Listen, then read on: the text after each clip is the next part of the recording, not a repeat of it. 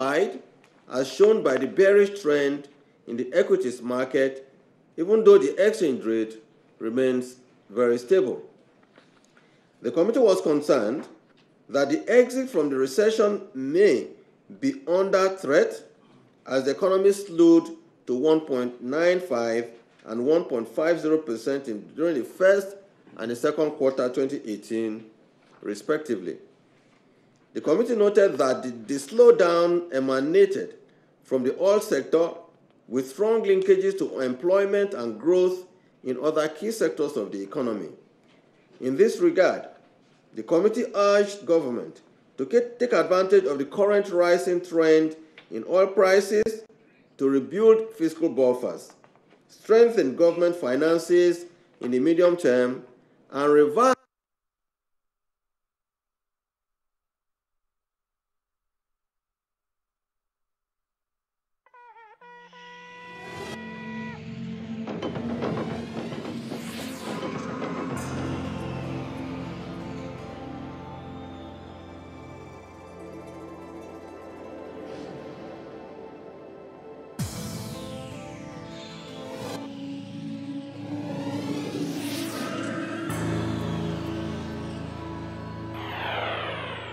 NTA, you can't beat the rich. Hate speech is not a joke. It incites genocide and crimes against humanity. Most of Africa's civil wars are caused by hate speech from one tribe against another. We don't want it here. The Nigerian government stands firm against hate speech. Under no conditions whatsoever should we tolerate or excuse or justify hate speech or hateful conduct of any kind, especially where such is illegal. There's no doubt that the resurgent push for separatism, as well as the rising cases of ethnic and religious disharmony, are all traceable to the growing phenomenon of hate speech. One nation bound in freedom.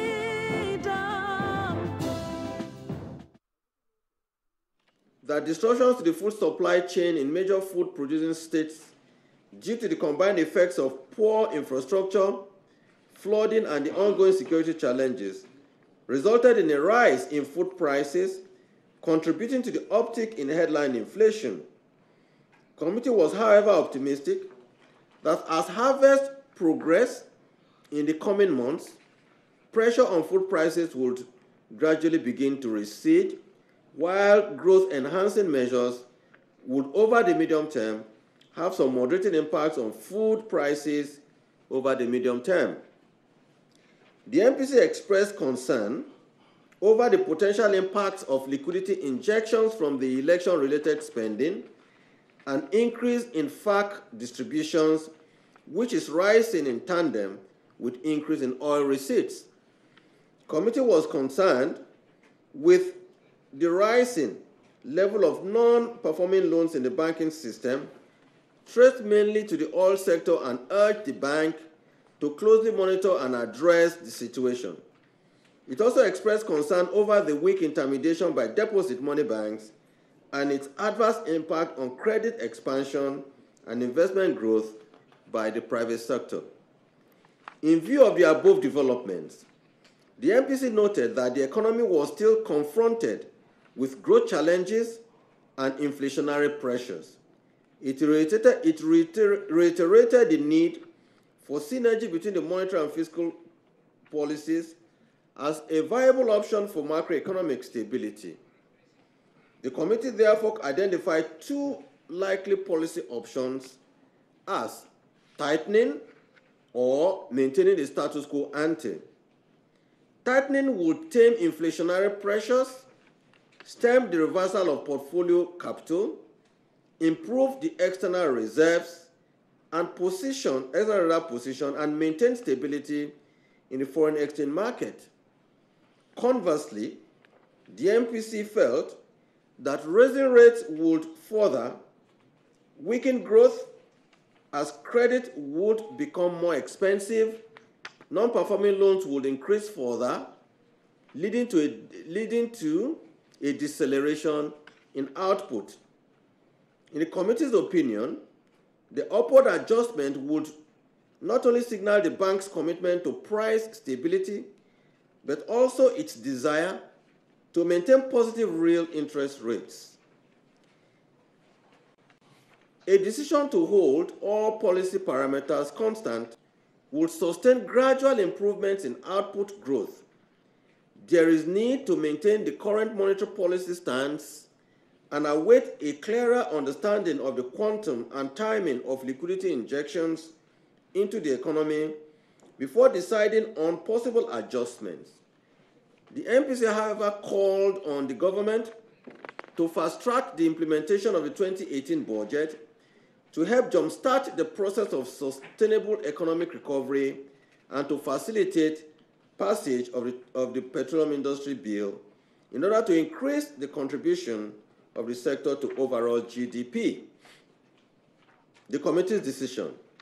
In the light of the above, the MPC decided by a vote of 7 members to retain the MPR at 14%. However, 3 out of these 7 members voted to raise cash reserve requirement by 150 basis points, and an indication that left to them they would indeed tighten.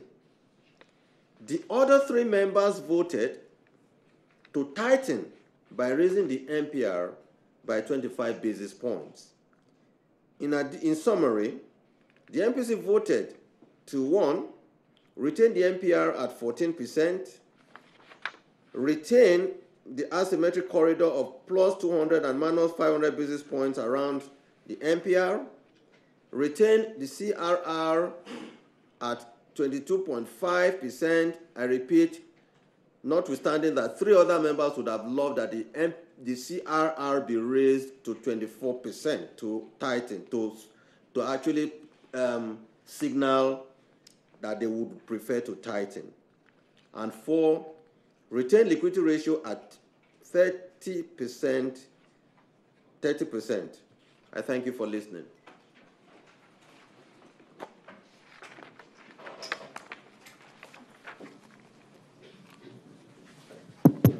Thank you, Governor. Distinguished ladies and gentlemen, welcome to question and answer session. Please remember our house rules. Address in your questions or comments, please address the themes and subject matters that have been raised in the communique. Come up this way, tell us your name, your organization, and one question, please.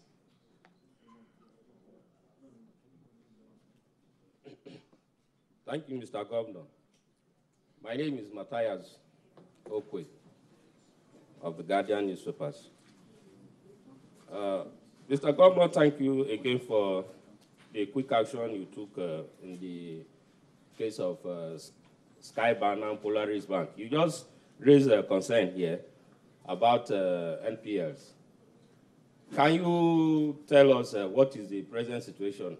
Because I believe that it must be very big for you to raise it at the committee. We'd like to know if there are still other issues with other banks. Thank you. Okay. Mr. Governor, I just want to add an addendum to what he's saying about Skybank, because a lot of people are worried that why didn't the CBN and the NDIC leave Skybank to be the way it was and not just giving it a sexy name, Polaris Bank, and allow it in the hands of the same management, the same staff, and pumping 786 billion for them. They are pointing out the fact that it's just like you coming up with a very good paint and pouring on the same car that the same drivers that you are retaining have mismanaged. So I don't know exactly, do you think that was the decision to take in that score? Then on the issue of the MTN, sir, can you give us an update as to what is the status of that transaction, sir? Thank you. Yes, thank you, Governor. My name is Sonya Adejokun of the Nigerian Tribune. So it's still of Skybank. There are insinuations that as at Sunday, the bank has not been registered, the Polaris Bank. Is that correct? This MPC is not about Skybank, gentlemen. Thank you very much. Mr. Governor, good afternoon, sir. My name is Mark Isabel from Leadership Newspapers. I want to ask, beyond asking the federal government to intensify effort in implementation of the 2018 budget, is MPC actually concerned that by now we don't have a single naira released to the implementation of 2018? Okay, the last question. Good afternoon, Mr. Governor. My name is Elisha Blabu. I work for Bloomberg. My question relates to the MTN situation. This morning, Standard Bank did issue a statement that the central bank is reviewing some of the submissions and had asked it not to pay, that it will no longer pay more than the $2.63 billion that was initially mentioned. My question is, why has the central bank seem to be softening its stance now on its initial stance, especially given the way the announcement was made a couple of weeks ago? And secondly, are you able to respond to criticism that the way the central bank handled the issue was a little bit dampening for investor confidence? Good afternoon, Mr. Governor. My name is Gabriel Kuma. I report for ITV, Abuja. I want to know, based on the CRR framework that you released last MPC, how quickly are you going to start drawing down on the CRR-backed lending? Because some banks are complaining. Yes, I think that's the last question. What a free day we have. Well, let's hear the governor. He will provide all the answers, I assure you. Well, thank you very much. I think I'd just like to start from the first. So let me choose the order I want to answer the questions in order of easy, least resistance. On the CRR issue, you recall that we only unveiled the framework just about 3 to 4 weeks ago. And I do know that the banks themselves will, first of all, go out marketing their clients, come back and begin to make presentations to their credit committees, and then reading the guidelines thoroughly as to what qualifies and what doesn't qualify. The banks should just be about sending their requests.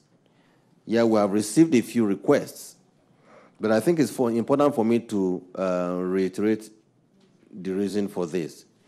The essence for putting that framework in place is to see what the monetary policy authorities can do to support government's effort in stimulating growth in the country, particularly in the agricultural, manufacturing, and other very important sectors of the economy. And we are very, very optimistic that this would work. And the kind of signals we've received so far are very encouraging, and we're optimistic that very soon the effects will begin to permeate the system. Matthias Okwe talked about the quick action on Sky and Polaris, the NPLs, what is the present position with other banks. Let me again repeat that the strategic health of the Nigerian banking industry remains sound. And I would put it by saying that in every chain, right, there will always be strong points and weak points in a chain. And what we would love to see is to continue to ensure that that chain remains strong in all aspects of it. But notwithstanding that, as we see areas where there are weaknesses, we'll do everything possible to make sure that we keep the chain link together.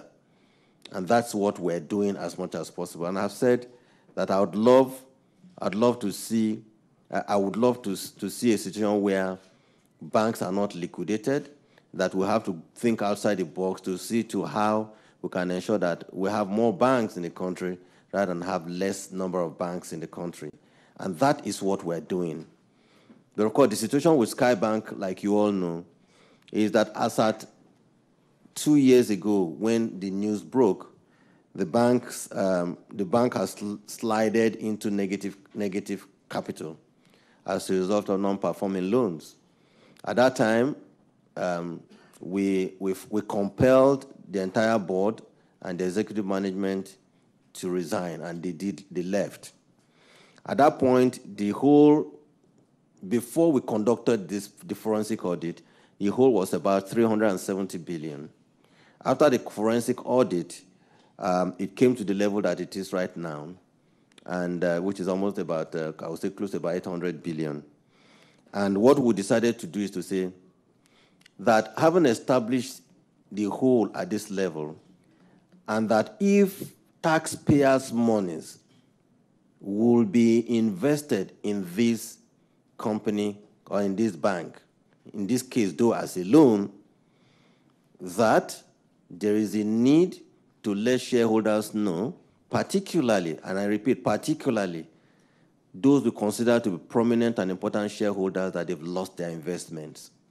We'll try, just like we have done in the case of, say, depositors, to make sure that the small investors remain protected under some arrangement, but notwithstanding that fact, their holdings will be substantially whittled down.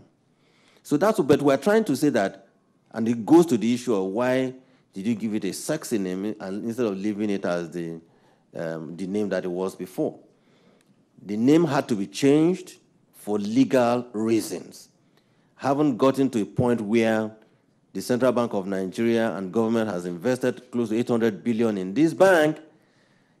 At some point, it must be seen to be owned by the CBN until we find investors that can pay a fair value, a fair price for this enterprise.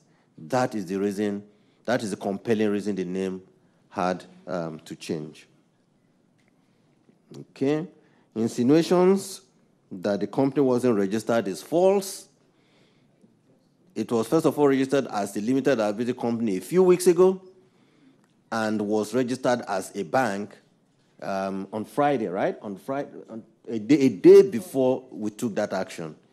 I've seen some of the documentations that people were banding around because they went on the internet to check whether a company is registered. It's important for us to know that servers may not be indeed be updated. If that server that they're looking at is not updated, it does not mean that this bank was not incorporated. And I think we should just ignore those kind of sentiments and let's focus on the real issues, which had to do with that. We are embarking on a journey to keep a bank alive, to protect depositors' monies, and also ensure that we don't throw over 5,000 staff of that bank into the labor market.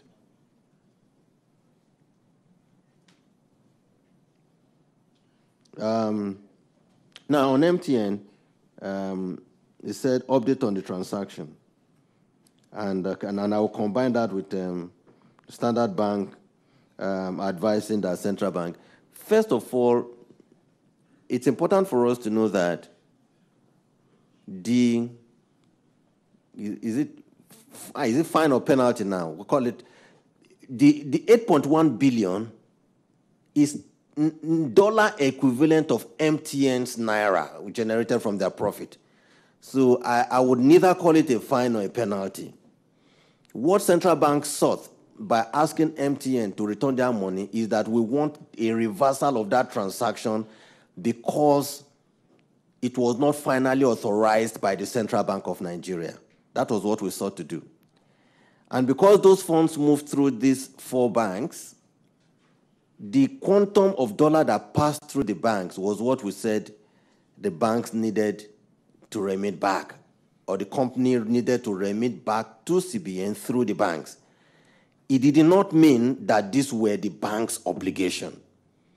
And we understand that there was some interpretation in some quarters that aside from the naira penalty, that there was some understanding or some conclusions that those dollars attributed to have been remitted by this bank on behalf of this company were indeed the liabilities of the banks.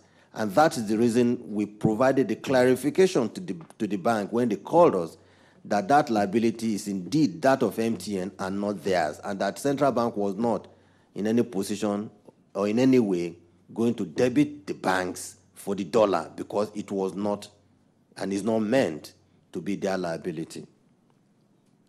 Now, but in terms of updates, it's important to know that, I repeat, this was an investigation that started over 2 years ago with the company and the banks, asking them to resolve the issues because we admit that MTN is a systemically important telecom company in Nigeria. And after that meeting that we held on May 25, 2018, the discussions was inconclusive.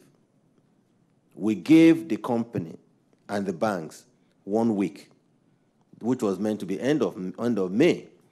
It was not done.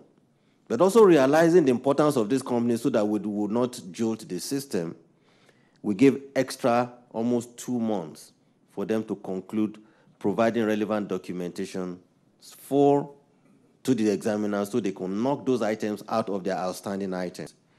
Unfortunately, this didn't happen, and we felt that we couldn't wait indefinitely. And that was the reason we released the investigation reports to the banks and the company. They have now responded. They have provided documents which I have sent down to the examiners to now begin to review. And I repeat, we will go through the pain again to invite the banks and invite the company to prove their case, because it is just normal that we should allow this company and the banks to clear themselves. That is what we're doing, and I believe in due course we should be releasing, we should make a final call on this subject. So, but again, it's important, somebody that talked about foreign investors. It's important for me to say that, and repeat at this meeting, that the sanctity of our CCIs remains sacrosanct. At the time, CCIs were being issued by Central Bank of Nigeria. But in order to provide a transparent system, we migrated the process to banks issuing the CCI. Today, we have migrated it into what is called electronic CCIs. So that tells you how transparent we are on this subject. And I repeat, the sanctity of CCIs remain sacrosanct. We will respect CCIs. But again, it's important that people should please, as much as possible, ensure that they do what is right, obeying the extant laws and foreign exchange regulations of our country. We would resolve this matter. I am very optimistic we'll resolve the matter, and I believe that everybody will be happy. MTN will be happy, the banks will be happy, CBN and government would be happy. Thank you. Thank you, Governor. On that note, I think all of us are happy. So we can now go back. Please write well, represent us in your write-up very well, and in your broadcasts. God bless you. And please go home and be happy.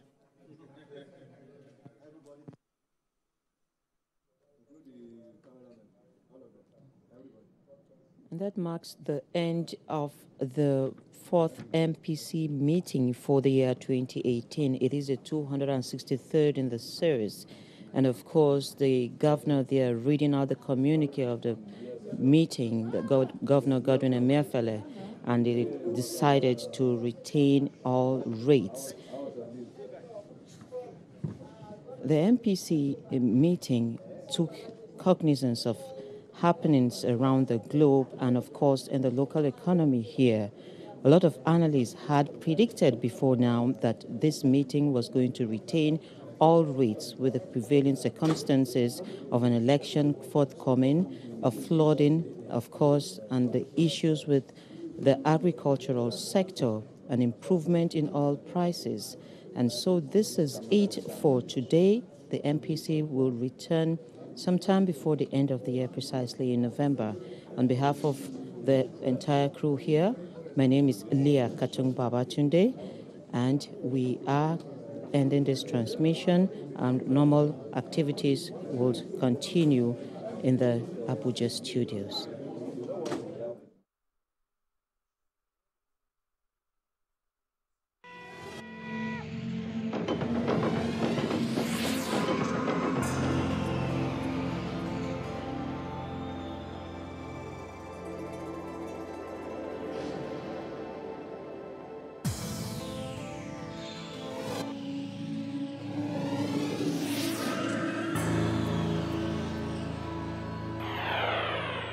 NTA, you can't beat the rich.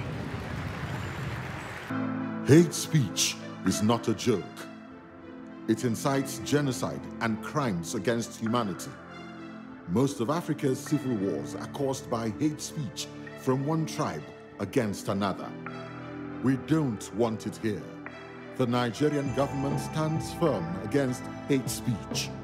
Under no conditions whatsoever should we tolerate or excuse or justify hate speech or hateful conduct of any kind, especially where... Nigeria, one nation, one people. This is a public service announcement brought to you by NTA.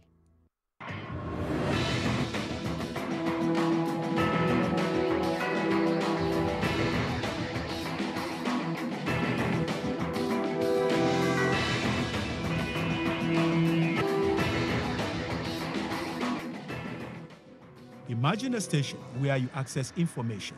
Think of a station that creates awareness for national development. Imagine a station that prepares you for a bright and greater future. A station for all ages. Documentaries, classroom and television, events coverage, children's programs and variety shows. Always stay tuned to NTA Knowledge on the StarTimes platform, channel 359. For partnership, sponsorship and advert placements, contact us on NTA Knowledge. NTA Knowledge, learning to broaden horizon.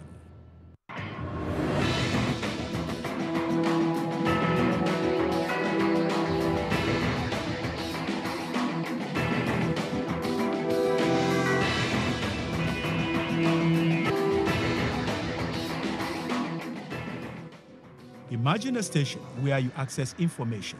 Think of a station that creates awareness for national development. Imagine a station that prepares you for a bright and greater future. A station for all ages.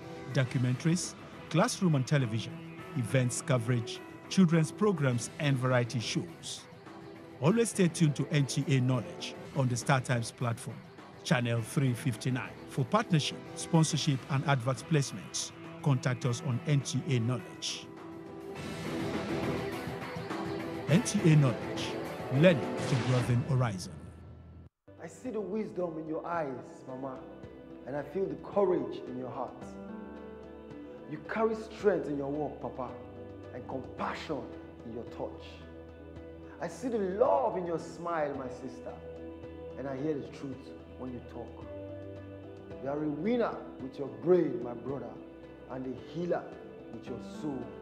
I see the future in your hands, Niger, when you register and vote. We get power inside us, my friend, but not be power for our fists. This is not power of how to use our head and come together. So stand up. Make we not sit down and look. To Baba say so. No sit down look. No sit down look. No sit down look. Make una no sit down look, oh. Nigerians. Suicide bombers are not spirits. They are not ghosts. They are human beings like you and me. They live amongst us. They are your neighbors. They are your friends today, but terrorists tomorrow. So you must know your neighbor now. Security begins with you and me. Know your neighbor. Be vigilant. Be security conscious. Report suspicious persons, objects, and movements to the police and other security agencies. The security of our nation is a duty for you and me. If you see something, say something. Nigeria unite against terrorism. This message is brought to you by the Federal Ministry of Information and Culture. Hate speech is not a joke. It incites genocide and crimes against humanity. Most of Africa's civil wars are caused by hate speech from one tribe against another. We don't want it here. The Nigerian government stands firm against hate speech. Under no conditions whatsoever should we tolerate or excuse or justify hate speech or hateful conduct of any kind, especially where such is illegal. There's no doubt that the resurgent push for separatism, as well as the rising cases of ethnic and religious disharmony, are all traceable to the growing phenomenon of hate speech. One nation bound in freedom, peace and unity. Nigeria, one nation, one people. This is a public service announcement brought to you by NTA.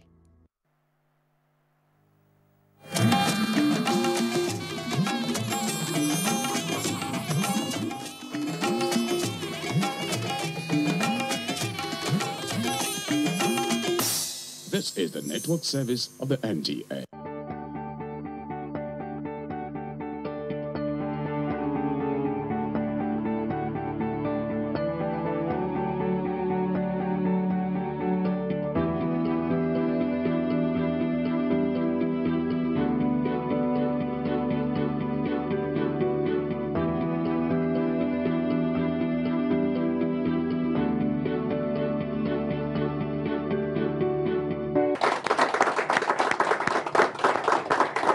Thank you. Around the world, it is buzzing, and particularly in Nigeria, bees have been buzzing and means no more than pollination to many. Bees today, experts say, means big money, and you're welcome to buzz anytime to rain naira, dollars, euros, or any foreign currency as it were. Nigeria seeks alternatives to oil, and bees, it appears, according to experts, can deliver happy trade through apiculture or beekeeping. Offers a more lucrative alternative, since oil per barrel sells at between $54 and $80. Natural honey, produce of apiculture, by comparison, sells at $2,000. Now, Nigeria can key into this potential to catch her share of the whopping United States dollars 213 billion global market. The global market is looking to Africa for more production, since their sources introduced the inorganic and unwholesome additives to bridge the demand and supply gap. Therefore, this is the time to boost local honey production and tap into its commercial viability. Experts again are saying it is on this premise that bridges caught up with experts, who tells us that honey production always radically turns around the fortunes of the host countries, with examples of Turkey and a fellow African country, Ethiopia, who are now major players in the apiculture and trade. The reason? The captured shares of the ever-increasing world market. Honey is everywhere in this country, and yet its commercial viability is unexploited. How much more translate it into hard currency? Now, welcome to Bridges. We are going the honey way, making honey viable for commercial purposes and other usages that you'll get to know on Bridges today. So as we try to build a bridge of sustainable society, I'm welcoming you that you must stay tuned and watch this program. I'm truly yours, Mujima Kojola, and to discuss with me today, I have honey experts. Now, From my immediate right is the Director in the Department of Veterinary and Pest Control Services from the Federal Ministry of Agriculture and Rural Development, Dr. Doshima Kwange. You're welcome on Bridges. Thank you. And I have here my brother from Uganda, who is also the Chief Executive Officer, Apitrade Africa, and is here with us, Bosco Okelo Idowu. You're welcome. Thank you. And here, vibrant Nigerians, men and women who have seen the potentials, and some of them are actually in production. Ladies and gentlemen, you're welcome on Bridges. Okay, now let's go straight to our lead discussants, and I'll start with you, Doshima. Now, people speak to honey, and it's like, okay, honey indeed can make that much money as we registered at the introduction. What is the potential for Nigeria, and where are we now? The potential for Nigeria is huge in several senses. For example, Nigeria has a huge vegetation, different kinds of vegetations that, beekeeping can be practiced. Also in the sense that we have a huge population, that's a big market. Then the next thing is most of our farmers are, most of our people are crop farmers.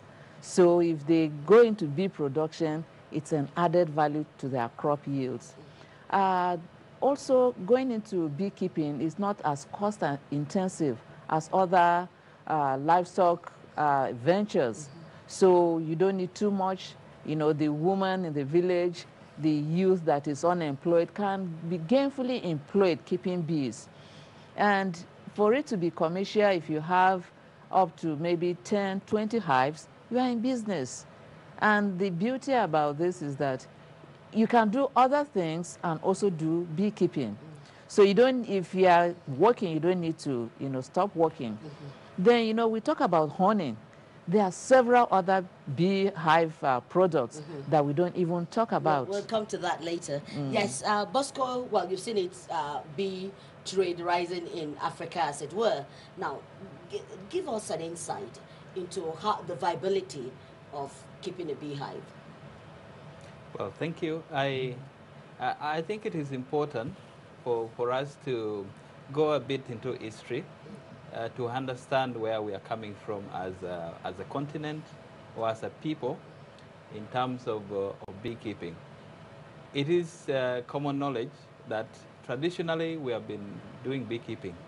We grew up, we saw our parents or grandparents put a few pots, hive, local hives around, and we really enjoyed the honey.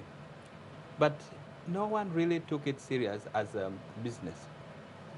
About 20 years ago, if you went to any forum and you are from Africa and you talk about honey, everybody would think that you are crazy, because the perception then was that everything from Africa was dirty. And therefore, we rose up and we said, look, that is not true. And therefore, we started the initiative to promote or let's say whitewash that negativity and begin to promote the good things which are beginning to happen on the African continent. And we came up with this whole idea of Happy Expo, which is basically a platform to show the world the beauty of the honey industry in Africa. And so we go country to country trying to preach the good news. And this year, 2018, we are here to help our brothers and sisters in Nigeria to set the agenda, the right agenda for the honey industry, and to see that not only are we talking subsistence, not only are we talking about the traditional methods of beekeeping, but we are talking commercial, we're talking about money, we're talking about dollars, which you alluded to at the beginning. So this is the message that we are bringing forward, and this time it is for Nigeria to take it. All right, Nigeria to take it. Are we ready to take it? Okay. So I'll come straight to the audience, and I know that we have members of the organized private sector here who also are in it already. And let's get the thinking of government. Is government with us on? I mean, with Nigeria in this? It's the Federal Ministry of Agriculture. I know that Dr. Kwange is. Well, the director in that department. But how ready is Nigeria to delve into this huge potential that is waiting for us? Any of you can start. Well, my name is Oluwashim Johnson. I'm a beekeeper, and I'm also an entomologist. I am more intrigued about pollination because I see the potential for pollination in Nigeria quite huge. We know of the popular saying of one person who said in a long time ago that if there are no bees, human beings don't exist in about 5 years' time, which means that 80% of what we eat is directly and indirectly responsible for by the pollination of the bees. The essence of this is such that the economic value of pollination is very huge. Unfortunately, in Nigeria, the use and abuse of insecticides have caused bees to be on the decline. And hence, of course, honey production also on the decline, quality compromised, and then crop yield per plot, from my own experience on the field, shows that it's, as compared with other countries, is on the diminishing side. So I am of the opinion that the welcoming of AP Expo would open up the pollination potential, hence increasing per plot yield of the average farmer in Nigeria. So aside the honey, there are other enormous benefits, particularly in pollination. Yes. My name is Obenu Jogbo. I'm of the private sector. We are very excited about what the federal government is doing, especially Federal Ministry of Agriculture. They have been building the capacity of a lot of the beekeepers, getting us ready for Happy Expo. Some of us have been in the business for some time. How long have you been in the business? We have been in the business since 2003. That's when we started.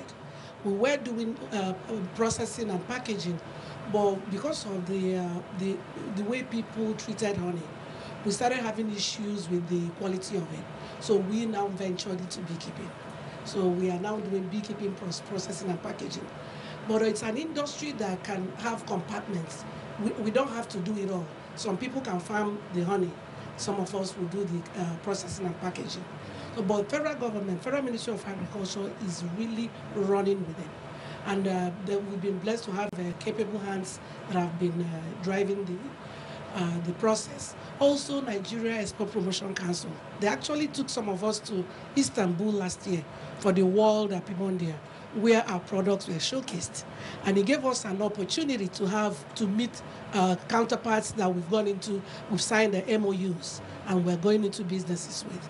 So, and federal government continues to nurture that. And with NEPC trying to list Nigeria in the to get the third country listing, where we, the exporters, will be able to export legally to the EU. You know what that means? That is a lot of money. Yeah, that's quality. Yeah, and it has to be quality products. So you see that the market is huge, but we as very few people doing it. So we are talking to our fellow Nigerians, especially women, to join us in this new emerging economy. It is emerging. It is not even, they've not put bet to it yet. We are so very few, 5% market share in Nigeria. We don't even have any market share in international. So can you imagine what will happen after Happy Expo? The sky is our starting point. Yes. Thank you. I'm Dr. Sunday Onjeu from the Raw Material Research and Development Council. Fantastic. For us in the council, we see beekeeping as a veritable raw material for the pharmaceutical and cosmetic industry. Pharmaceutical because for every cough syrup, you need honey. Honey itself is medicinal. And so by the time the pharmacies add a little bit of chemical, whatever it is, it's a very good product. Traditionally, people use honey, even when they have coughs and all that. And beside that, cosmetics, creams, pomades, honey is a very good raw material in that area. Now, the entomologists talk about pollination. I want to say that for us in raw material, when you talk about agricultural raw materials, Dr. Kwange has talked about the vast vegetations of the beginning from Port Harcourt to Sokoto, Maiduguri to Lagos, we have huge vegetations, plantations, and that is rent is useful for beekeeping because the pollen that the bees, when they forage, they collect the pollens from these trees, with which they produce the honey. These pollens are gotten from trees, and so, but in the process of collecting this pollen, they pollinate the flowers, and the result effect is that you have increased yields of agro raw materials. Thank you. My name is Dr. Chinyere Akujobi from the Department of Veterinary and Pest Control Services of the Federal Ministry of Agriculture. I'd like to speak on the issue of food safety, quality. We're all aware of what is happening to our beans. I mean, the rejection from the EU. The Federal Ministry of Agriculture is working presently to ensure that our honey producers do not suffer the same problem, So presently, in conjunction with Nigeria Export Promotion Council, we're working on the EU third country listing, developing the National Residue Monitoring Plan.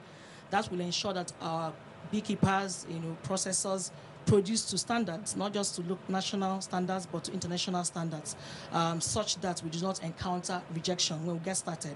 And not only for the international market, we also deserve quality. Yes, exactly. So we're working in that direction to support the industry. My name is Ngozi Ibe. I work for Nigerian Export Promotion Council. And for the council, our interest is on trade-related issues. We need to bridge the gap, as in what we're doing at the moment. We're trying to build capacity of the local beekeepers, processors, and exporters, so that when they get out there, especially to the EU markets, they won't have issues. Interestingly, EU standards are usually bothered about food safety. They are so interested in what happens to the consumers. And I believe it also would impact on the local market as well. So this collaboration with the Federal Ministry of Agric is expected, to help our local people get to the international markets. Thank you. My name is Mrs. Uche Obierika, a private sector in beekeeping. I heard about beekeeping, and it's a kind of I got caught with the bug, and I'm running with it, especially the medicinal part of it. If you have arthritis and you have a live bee to sting you for several, weeks, you get cured without taking any medicine. Okay. So and that was one of the things that intrigues me about beekeeping, apart from the honey, which is good and equally good medicinally.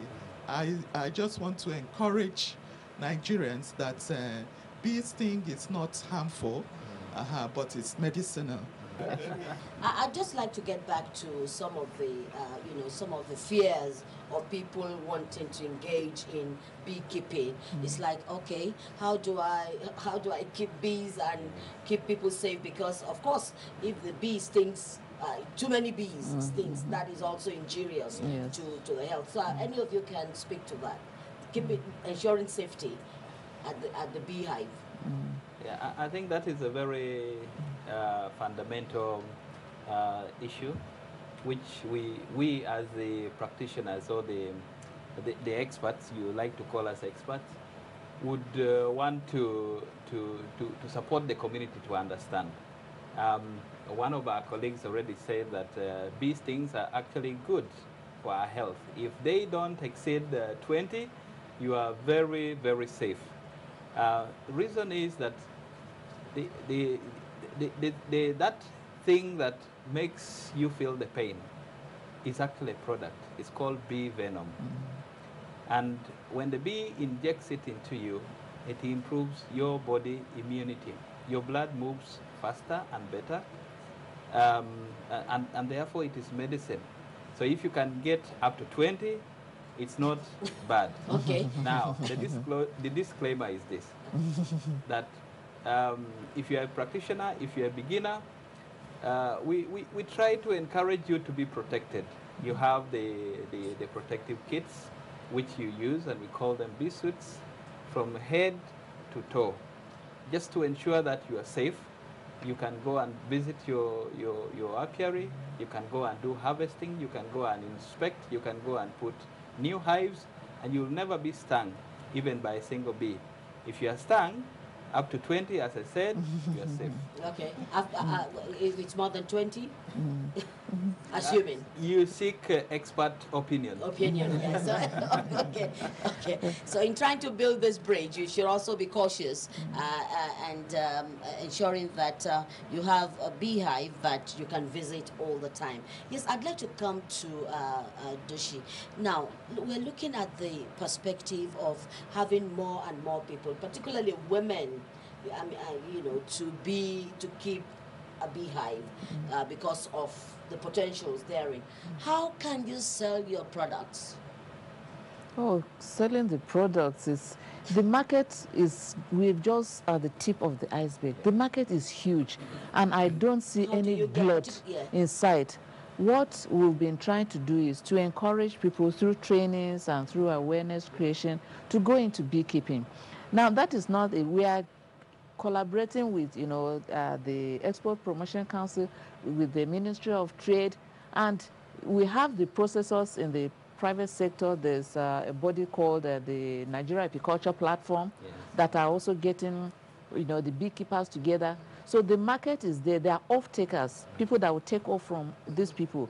As it is, some of the players in the private sector, they have orders they cannot even fill.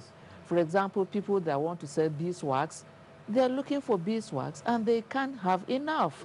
So the market is there. It's just for us to, and it's one of the things we are hoping that our AP Expo will do, to have an organized market system, maybe collection points, or where people know that they can bring their products and people will buy. Also, we're encouraging the processors to have a backward integration where, like in the Anchor Borers program, you have people that you've trained at various places and you take off from them. So they know that when they produce, they don't have to wait for a market. The market is already there. Are you experiencing this, any member of the audience? Is it something, particularly those of you who are producing honey, does it sell like Dr. Doshima has said? Okay, so let's share your experience before we round up. Yes, ma'am. I think it does sell. I have visited a couple of places in Lagos, for instance, where I did not even know that Nigerians are adding value to not just honey, but beeswax. And I found someone who is producing luxury candles that was exhibited outside of Nigeria, and everybody was wondering that really can, in religious terms, can anything good come from? So quite intriguing. I think, for instance, industrial consumers, one of our soft drinks in Nigeria contains honey, and I'm very sure that the manufacturer of that soft drink imports the honey he uses. Why can't we as Nigerians? But his fear is the quality. AP Expo brings us to that person, and once he knows that, yes, I can get good quality, for Forex reasons, it's cheaper for him to consume from Nigeria. Now, we're talking of, uptake in terms of more and more Nigerians coming up to keep bees or have beehives and ensuring that the global market that is huge, Nigeria can tap into it. But we're looking at most of the times, the producers that we have these days reside at the local level. How are we getting to them? Of course, beekeeping is a rural enterprise. Rural enterprise in the sense that the plantations, the farms are in the rural area, and there are laws. You don't actually site your hives within the residential areas, because bees can, in their process of foraging for pollen, as I said earlier, they can go as far as 5 kilometers, 3 kilometers, and in the process, particularly they also don't want noise. And so if they're in the residential area, people can distract them, and then people can get a sting or stung. But then the rural area is the best place for bee. What we do is that all the agencies that are involved, we always advocate training. For us in raw materials, as far back as 2002, we've been engaging in We Rock International. It's a United-based NGO sponsored by the United USAID, and we have run more than 5 trainings across the different political zones of the country. 2, best practices is a start from the farm. And so the essence of training the farmers is to ensure that as they set up their hives, some people use cow dungs to bait. Baiting means to attract the bees into the hives. Some people use cow dung, some people use will discourage such material because of ab initio. Once you use things like that, you have already adulterated your product. And so people are encouraged to use wax itself, which is a product of the beehives. So you, with your wax, you are, and then there is what they call wax comb. When you, a wax foundation, once you use such things, the issue of adulteration. So we discover also that along the road, some people say sugar syrup and say it is honey. And when somebody is unfortunate to buy such product, the next thing is Nigerian honey is bad. And so training and retraining, capacity building continues. The need for lab, that is texting now, NHPs talk about export. EU will not buy product that is not wholesome, that is not good for consumption. So the government is also looking at lab. You want to say something before we round up? Yes. Okay, go ahead. Yeah. In terms of the event, which is coming up in September, I think it is important for us to realize that that we are calling this Happy Expo Africa. It is a Pan-African initiative to ensure that, one, not only are we looking at Africa as a production base, but also Africa as a market. We have a huge market of 1 billion persons, 1 billion people. This is a huge market. And therefore, whatever is produced within Africa also has a market within Africa. And that is a very important thing that we want to emphasize. The other aspect which I want the audience to appreciate is the fact that we are growing as a continent. About 10 years ago, our contribution in terms of production to the global volume was about 1%.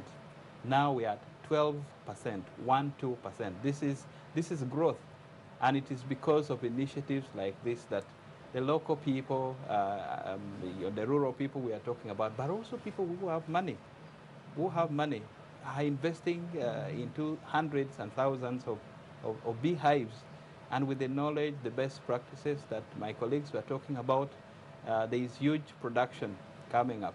And so this event is bringing 5,000 persons to this country. That is a huge number in terms of us being able to pass across the positive message, but also being able to learn from each other. We have big companies which are coming here from Europe, from China, from everywhere, and they are looking for raw materials, and they are looking for beeswax, they are looking for bee venom, but also they are bringing us equipment. They are going to show us the equipment, not just for the sake of showing us, but we are going to encourage our communities to buy. So there is a lot that we stand to benefit as a country, but also as a continent come September. Right. Well, that says it all, that indeed Africa is buzzing with potentials, and Nigeria is buzzing along as big brother to ensure that we open up more areas of trade and safe consumption as we look into bee hive keeping or beekeeping, and eventually the entomologists will talk about the pollination that it brings and increased yield. And of course, the beekeepers themselves, we talk to the huge potentials of using everything. In fact, I was told that nothing is useless. The value chain is rich. And so you can tap into it today. We have attempted to build a bridge.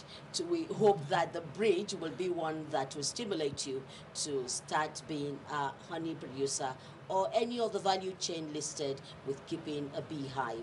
Thanks for watching. Bridges will be back same time next week, same station. Stay tuned, and God bless you.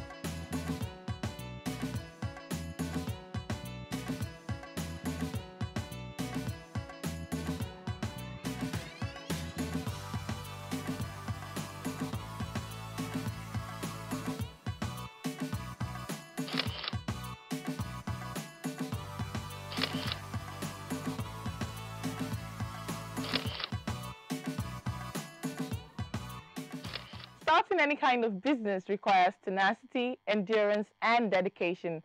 Having established a foundational history in our previous episodes, it's time to explore what it takes, aside from cash, in starting up a fashion and photography career, especially in this part of the world. Welcome to Lens. It's time to do another expose into the world of fashion, photography, music, and review.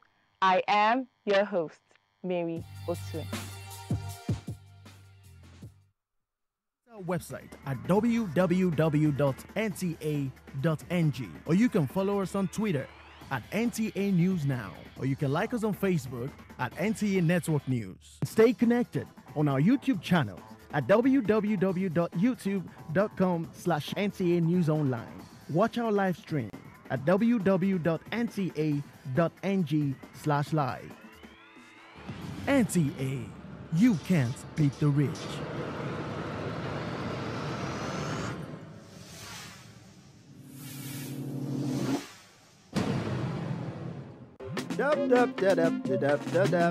Dab. Yes. One day as I did dab, they go. Now I might see my neighbor on top electric pole. No be how my hold so. Before. So? Climb every day. Come on electric bill. You not gree pay. Waiting concern you for there. I beg you.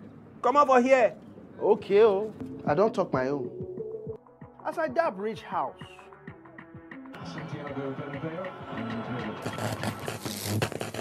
Yay! Fire! Fire! My brand new flat screen. Hold up.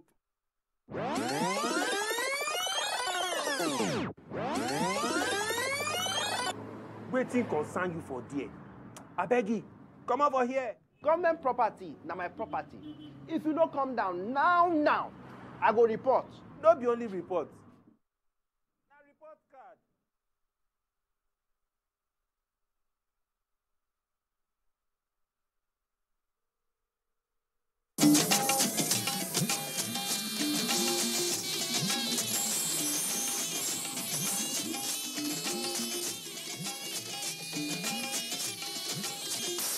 This is the network service of the NTA.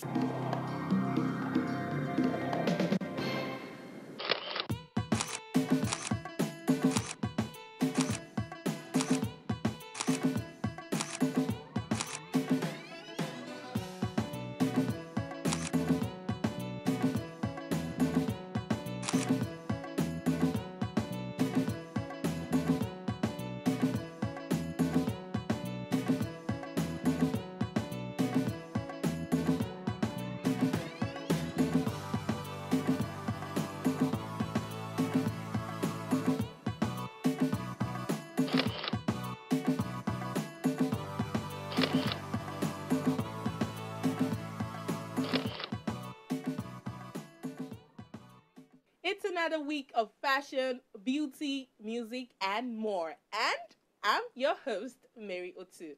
We have a creative fashion stylist, Bella Adeleke. We will be learning about fixing and removing eyelashes. And the amazing David Bill will be chatting with Bobby on All About Music. Sit back and relax as we get this show started. She is the creative stylist of the movie Lara and the Beat. Bella Adeleke has worked with some of the best talents in Nigeria.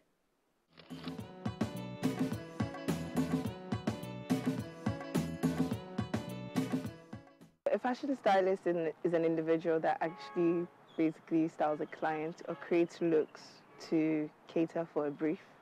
So the brief could be for a photo shoot, it could be for a music video, it could be for a movie, it could be for an editorial. So creating the looks or the trends or the style in terms of clothing and aesthetics for the shoot is more or less a stylist.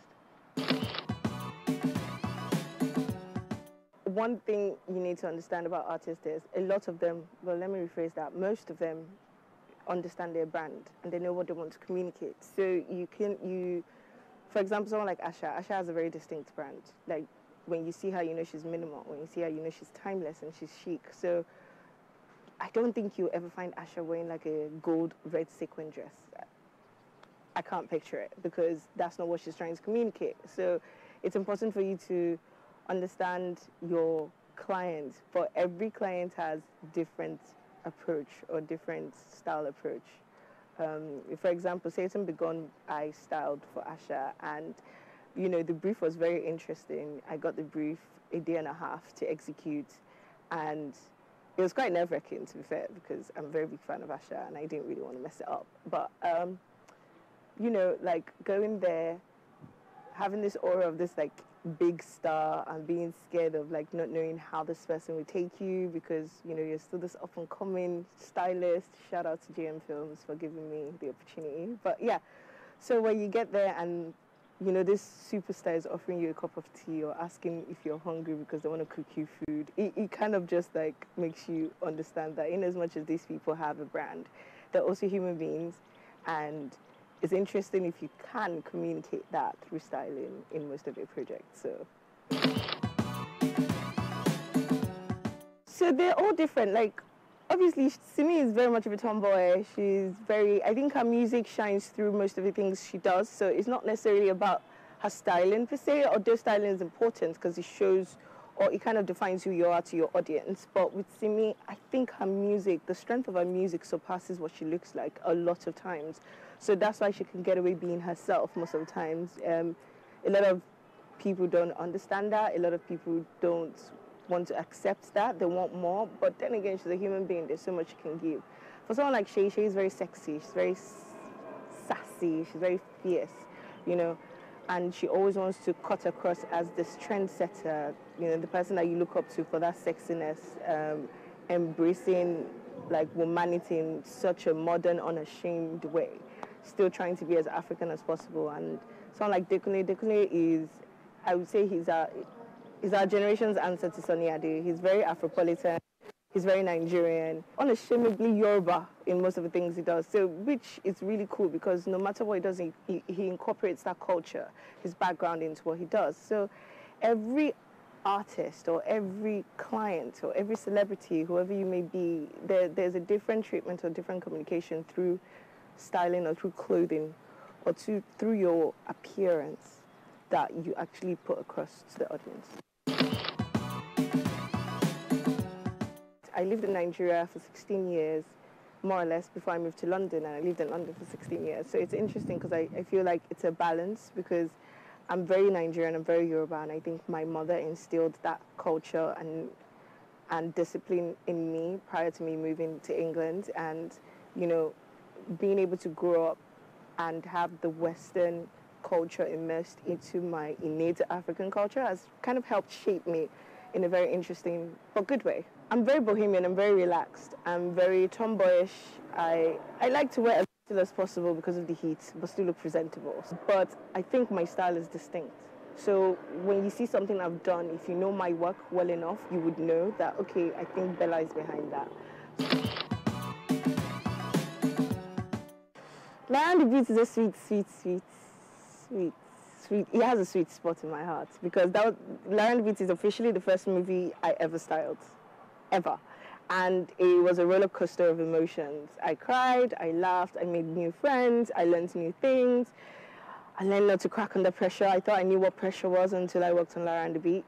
It was very much challenging to a certain extent, but seeing the characters come to life from like a story, you know, changing these individuals or these celebrities into these characters, because I don't know if it's just me, but you watch that movie and at some point you don't see Sheyi as Sheyi, you see Sheyi as Lara, you know. And I think that aside from the stellar acting, I think that's also due to styling, you know. And it felt good.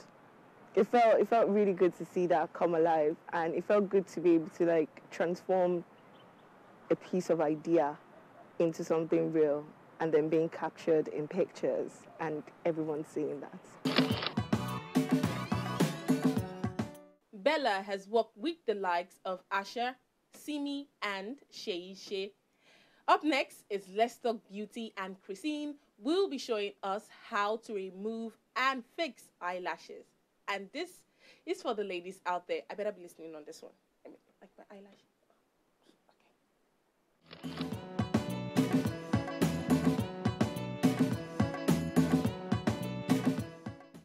Well, today we're going to talk about false lashes or artificial lashes. These are lashes that we apply to look beautiful as ladies. So we need to understand some of the do's and the don'ts before, applying these lashes. When you go to a beauty place or a beauty studio, beauty parlor, anyone close to you, remember that little or less glue is more important when you're applying your lashes. Because when the glue is too much on the eye, it looks clumsy, it looks funny. It looks like you have a volume of lashes on you, and it actually doesn't feel comfortable. Well, remember, if you're wearing contacts, always take them off before applying your lashes. Why do I advise you do this? Because the longer you close your eyes with contacts, is more likely you get irritations in your eyes. When it comes to wearing mascara on your false lashes, it is advisable that you wear a little mascara on the tips of the lashes and not the whole false lash to avoid looking so artificial.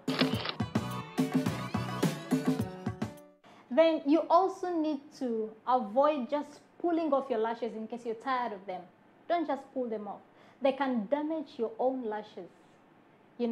Have you seen somebody that, their lashes look like they're pulled out? Just because you are careless to look for a little grease or oil to soften it fast. So always look out for oil. You can use olive oil. You can use coconut oil. It's actually a very good oil that actually cleans out so well. Then apply it fast on the lash, leave for some time to soften it, and then just take it off. Do not wear your false lashes beyond 60 days. That time when the lashes start coming off themselves, please don't let it get to that point. So before applying your lashes, make sure that, when we buy these lashes, they always come with glue on them that holds on to, the packet they're holding on to. So you have to make sure that all that excess glue is off to make it look cleaner, neater. Then I'll apply my adhesive to the lash. This is my adhesive. Then I'll just wait a few minutes for the adhesive to dry a little before applying it. And always remember that each lash, is made for a particular side of the eye. Like where you see the shorter length is for the inner eye. This is the inner part of the eye. And then the longer length is for the outer part of the eye. So this having the shorter length here means it's made for her left eye. So that's where I'm going to apply it. So, and I'll use my tweezers.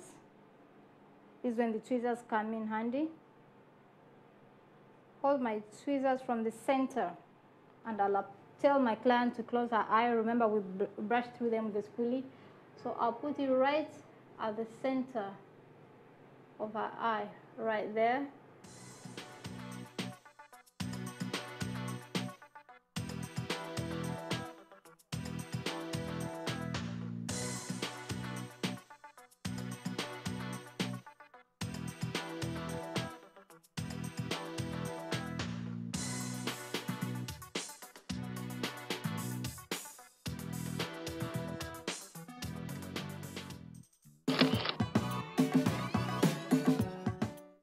All right, ladies, I'm sure by now you can try fixing and removing your eyelashes yourself, all thanks to Christine.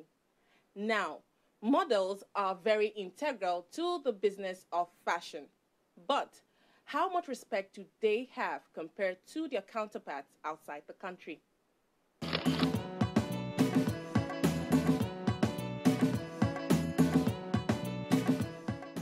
Back in India, I was privileged to work with about 3-4 designers who were so much in love with the skin shade, and we're actually looking forward to work with a black model. So it's amazing. I've worked with a couple of designers.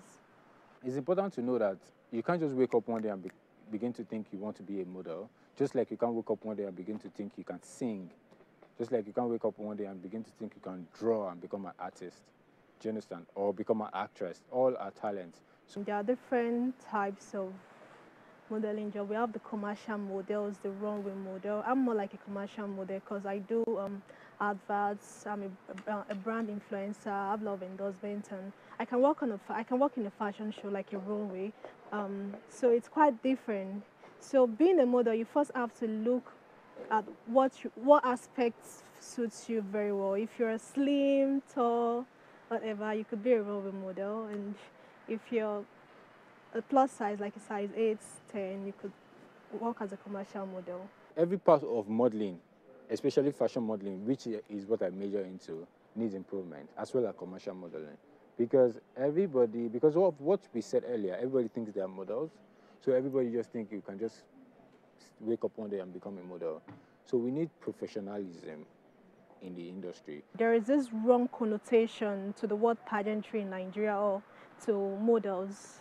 Everyone believes a model is a figure that could be used for sex. You know, that's the Nigerian mentality. Parents don't even appreciate their kids being model. I could remember when I just started, my mom was like, oh, no, don't do this. Well, I started as a video vixen, you know, and that was like the most paid job in Nigeria. Like, I could earn 150 a week from different jobs back to back. But I was making a lot of money, but my parents weren't in support of that because I get to expose my body and everything. Modeling, like every other art, is has to do with a lot of team. And the team comprises of the makeup artist, the stylist, the photographer, and you, the model. Majorly, these 4 people. So you have to always maintain a relationship, have so many teams to be a successful model. Yeah. With designers and photographers, we are more like a family, a team, because most times you would need them for your personal shoots, shows, and they'll have to work for you because they've known you, same as we working for them because we know them. But that doesn't mean that our relationship is not monetized.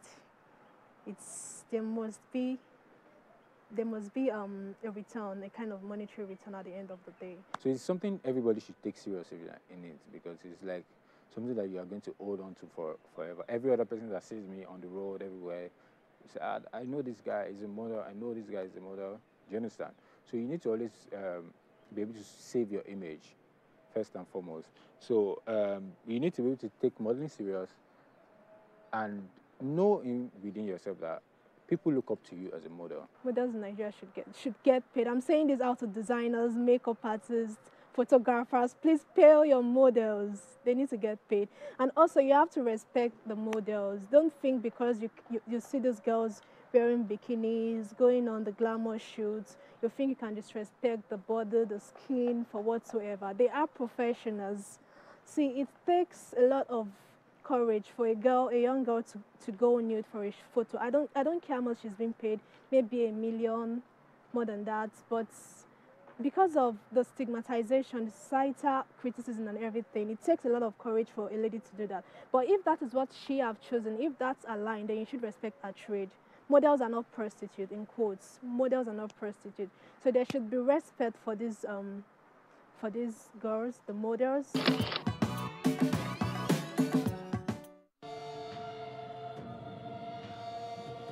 For years, the NTA has been promoting science, technology, arts and crafts under the tagged name National Children's Expo. We are set with another edition as we gather children around Nigeria, junior category ages 6 to 12 and senior category ages 13 to 18. The theme for Expo 2018, achieving self-sufficiency in agriculture, meeting the challenges of security and exposition of alternative energy as pathways to national development. Date, October 21st to 25th, 2018. Venue, NTA Headquarters Arena, Area 11, Garki, Abuja. We are set to celebrate the best of innovation across the country. For more information, please call the following numbers. NTA ETV, promoting learning.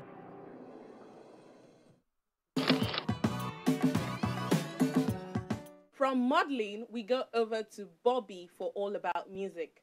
Our guest this week is the lovely singer and songwriter, David B.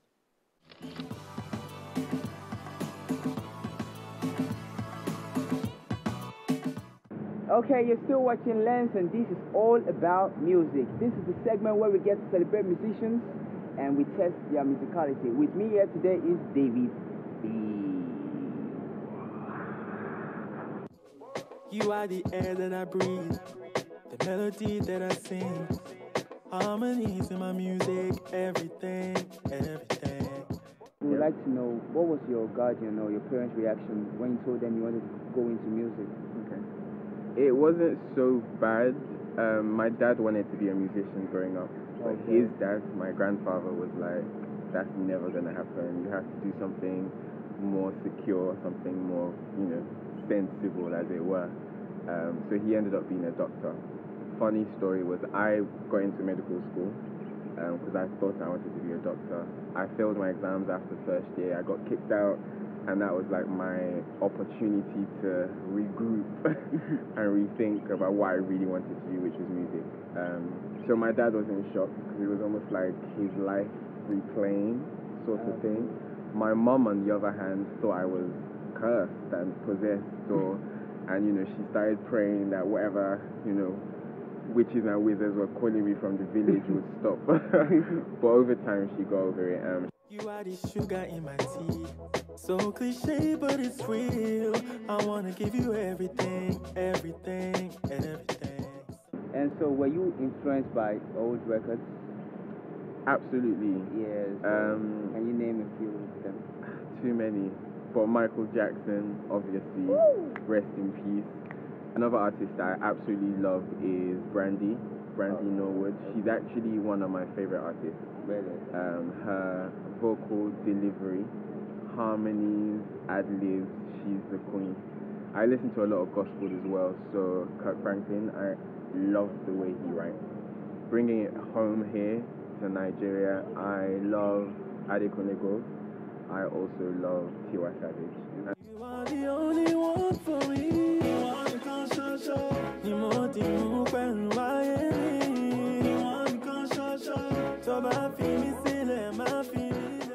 Name one person that is a major influence on your sound.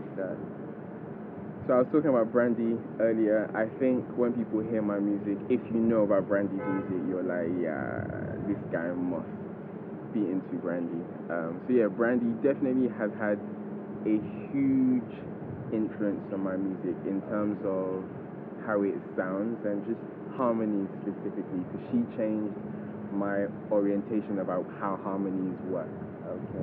She took it out of the box, so I'm very unconventional with my harmonization of music. Okay, so would you like to sing one song by Brandy? Can't keep on loving you, one foot outside the door. I hear a funny hesitation of a heart that's never really sure.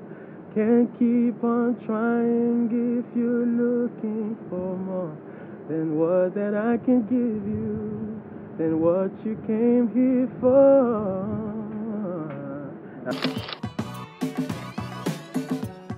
With your kind of style, with your kind of music, how challenging is it for you getting shows to perform in Nigeria? That's a very good question. So my kind of music is Afro R&B, and I'm sure you've heard it time without number that R&B doesn't sell anymore. There's no market for R&B music here in Nigeria. So I'm bombarded with that sort of talk literally every other day, or I'm reminded by a blogger or a social influencer that's ranting about music industry, blah blah blah. So it is challenging, but I mean, I was born to do this. I believe that my sound is unique, and I'm not trying to be like everybody else, because then that defeats the whole purpose of me being an artist. So is it challenging? Yes. How challenging has it been? Quite challenging. Is it impossible? No. Do I get shows? Yes. Do I want to get more shows? Absolutely. But I think, the music industry is evolving, and it will come to a time where the kind of music that I do isn't necessarily considered alien anymore.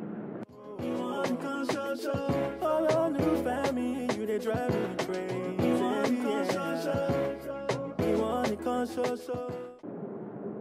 would like you to teach me one of your songs. Okay. So we sing together. Okay. And entertain the viewers out there. Okay, cool. So the easiest one to teach probably is Titi Line Line. So all you need to do is Titi Line Line. I'll do the rest. So when I do this, just sing Titi Line Line. Yeah. Yeah. So let's go. 1, 2, 3, go. Titi Line Line, I will always be right by your side. Titi Line Line, I'll do all that I can to make you smile. Titi Line Line, and even when it goes wrong, I'll make it right, yeah. Titi Line Line, and even when it goes wrong, I'll make it right. Titi Line Line, oh baby, Titi Line Line, let me make this clear. I've been scared of commitment. Your favorite song? Yeah. I'd like you to give me a remix of your favorite song. Your own input, your own sounds. Okay. Infused in it. Infused in it. Yeah. I'll cheat and do one that I've done. I did a cover of Tiwa Savage's Kille Kille. So I guess I'll do that now. Only serious candidates should respond to my holler. No, you don't impress me, cause you can cook amala. ITF foreign roll. If money's all you're after, then don't bother, yeah.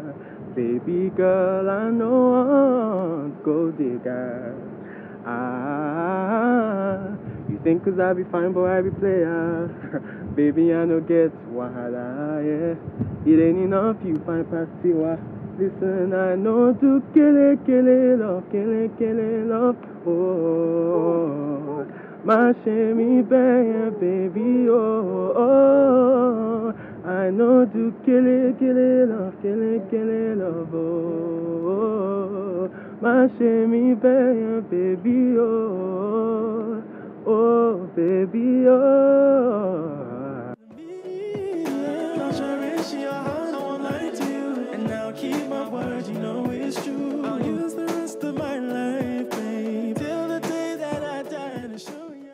Our time flies when we're having fun, David B. Absolutely, yeah. Big shout out to NEM for this amazing outfit. You like it? Thanks. Yeah. Make me one. Alright, sure. Alright, baby. Thanks for watching today's episode.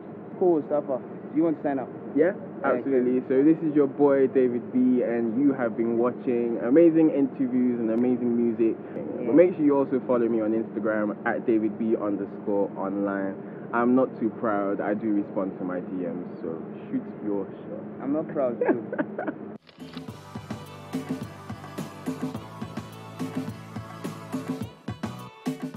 Titi lie, I will love you until the very end.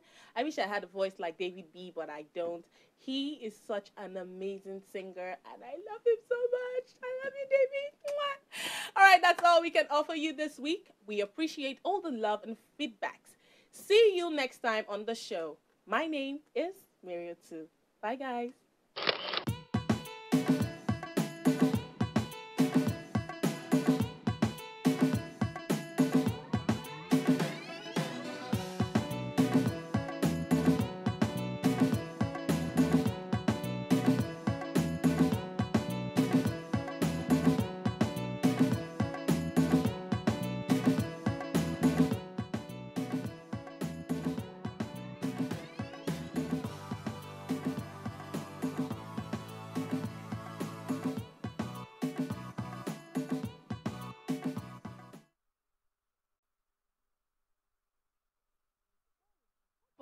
And mathematics have in common.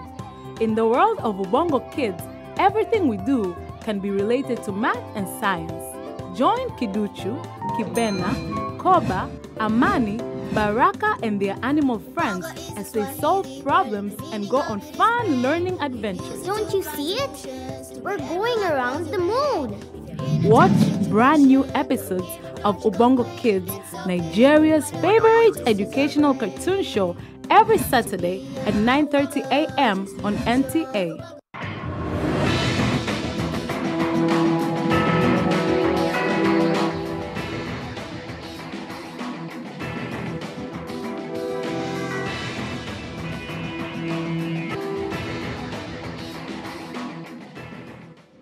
Imagine a station where you access information.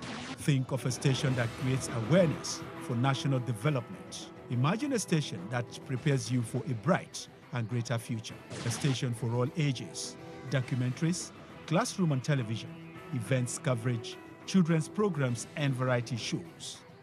Always stay tuned to NTA Knowledge on the StarTimes platform, channel 359. For partnership, sponsorship and advert placements, contact us on NTA Knowledge. NTA Knowledge, learning to broaden horizon. You are watching NTA, Nigerian Television Authority. For more information and news updates, visit our website at www.nta.ng, or you can follow us on Twitter at NTA News Now, or you can like us on Facebook at NTA Network News. Stay connected on our YouTube channel at www.youtube.com/NTA News Online. Watch our live stream at www.nta.ng/live. NTA, you can't beat the rich.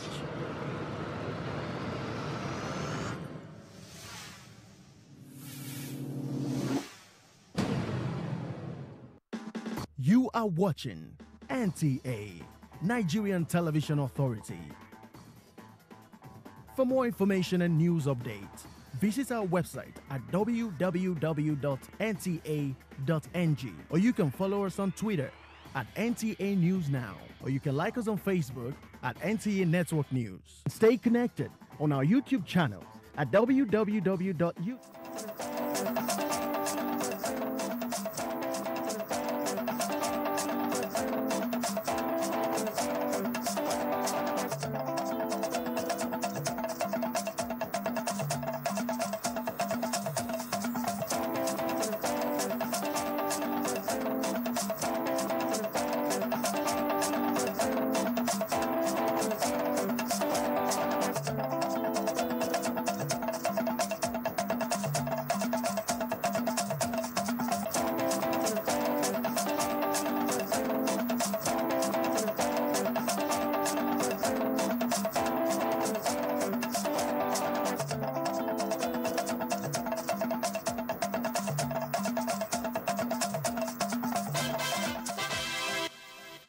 Hello, good to have you join us on Nationwide on Africa's largest television network.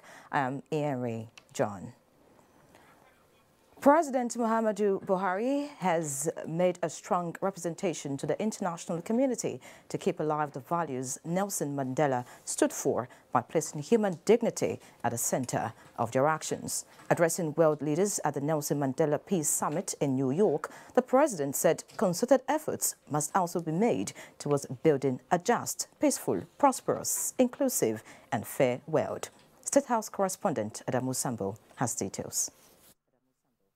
Commemorating the centenary of the birth of Nelson Mandela, the Peace Summit, culminating in the adoption of a political declaration on global peace in honor of the legacy of Nelson Mandela, represents the relaunching of commitment by the international community to peace and security in the world.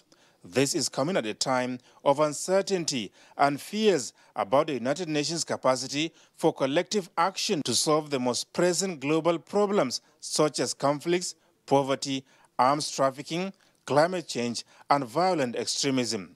For President Muhammadu Buhari, it is yet a time of great hope and renaissance. As Mandela passes into history, we stand with him in his aspirations for a better world. It is our duty to live up to his indelible legacy by collectively holding ourselves accountable to the values and principles for this declaration by striving for a just, peaceful, prosperous, democratic, fair, and inclusive world. The Nigerian leader said as the world continues to reflect on Nelson Mandela's unwavering advocacy for human rights, social justice, and peace, leaders must rededicate themselves to the service of humanity by championing democracy, conflict resolution, disarmament, reconciliation, mutual respect, and the fight against poverty. He said in the quest to attain peace and development, the world must surely draw inspiration from the life of Nelson Mandela. Nigeria calls on all states to recognize that the United Nations is built on pillars of peace and security, development and human rights, which are the foundations for our collective well-being, and emphasize that there can be no peace without sustainable development, and no sustainable development without peace and the full respect for human rights and fundamental freedoms for all. Various speakers at the summit believe that the remarkable legacy of Nelson Mandela not only remains as relevant as ever 5 years after his passing, but represents the light of hope for a world still torn apart by conflicts and suffering. Through this peace summit, the current generation of global leadership is given a wonderful opportunity not only to reflect on peace in the world, but to take these measures necessary to end the wars that continue to take millions of innocent lives. One of humanity's greatest leaders, Nelson Mandela, they say, represented the values of peace, solidarity, cooperation, and respect for all of human beings, regardless of their political position, skin color, or religious beliefs. From New York, Adamu Sambu, NTA News. Africa is exploring innovative ways of funding peacekeeping operations on the continent and cutting over-reliance on the United Nations and other donors. This was part of discussions of the African Peace and Security Council held on the sidelines of the 73rd General Assembly of the United Nations. Foreign Desk correspondent Makut Simon Macham reports. As Africa continues to work at reducing conflicts on the continent in line with its agenda for silencing guns and promoting peace, the funding of peacekeeping operations and other related responsibilities remain a challenge to the continent. At this meeting on the sidelines of the 73rd United Nations General Assembly in New York, members of the Council are coming up with new ideas. Because at the moment, again, that was a point made, we're being a bit too dependent on outside partners for our security on the continent. And, we talked about our support also for the African, fund, security fund that is being set up, and for member states to contribute to that fund to give, African countries and the AU the capacity to intervene in conflicts and not just wait for outside partners. The African Union is using every possible avenue to push issues relating to the development of the continent as it engages the world at the 73rd UN General Assembly. From New York in the United States, Makut Simon Macham, NTA News. Many thanks, Makut. And staying with New York, wife of the president, Aisha Muhammadu Buhari, has emphasized the need for the spouses of African leaders